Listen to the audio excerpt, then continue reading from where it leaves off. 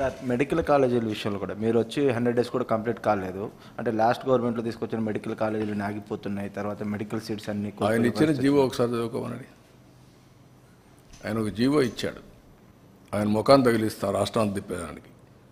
ఆ జీవో పెట్టి ముఖంలో తగిలిస్తే ఆ జీవోని కాకుండా ఏం అమలు చేసావో చెప్పానండి పోనీ. నేను స్ట్రైట్ కోసం అంటే ఆయన బాడీకి గట్టేసి తిప్పుతాం ఆ జీవోని. ఏ జీవో ఇచ్చాడో మీరే చదువుకోండి ఒకసారి పేపర్లో. మీరు కూడా చదివితే మీకు కూడా ఒక ఐడియా వస్తుంది. అప్పుడు నేను చెప్తాను.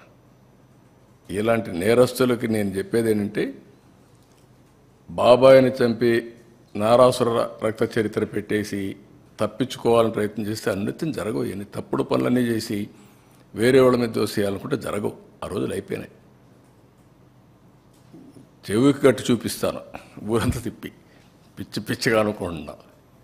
ఏం చేసావో అన్నీ కూడా అంత ఈజీగా ఆలోచించద్దండి. నోటుకొచ్చేట్టు మాట్లాడడం. నిన్న ఏం చేశారో అది మర్చిపోయి ఈరోజు దాని మీద వాళ్ళు విమర్శించే పరిస్థితికి వచ్చారు. ఆ జీవో ఒకసారి చదువు, నేను చెప్పను. చెప్తే మీకు రహస్యం పోతుంది, సీక్రెట్ పోతుంది. You read that. What issued the GO in private colleges, you read that, then మాట్లాడదాం.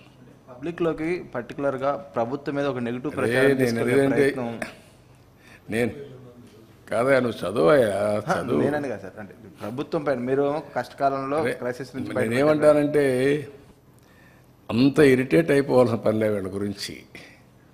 ఇరిటేట్ అయిపోతే వచ్చేది కూడా ఏం లేదు. వీళ్ళు చెల్లని కాసులు ఇవే చేస్తారు.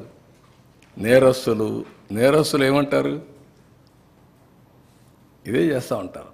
మీరు గుర్తుపెట్టుకోవాల్సింది, ప్రజాహితం కోసం కొంతమంది పనిచేస్తే ప్రజలకు ద్రోహం చేయడానికి కొంతమంది పనిచేస్తూ ఉంటారు. ఇప్పుడు కాదు, కలియుగంలో కాదు, త్రేతాయుగంలో కూడా చూసాం, ద్వాపరయుగంలో కూడా చూసాం. ఆ రోజు కూడా యజ్ఞాలు చేసేవాళ్ళు రాజులు, రాక్షసులు వచ్చి చెడగొట్టేవాళ్ళు. రాక్షసుల మీద పోరాడుతూ యజ్ఞాలు చేసే పరిస్థితి ఇప్పుడంతే. It is the continuous process. Will fight it out.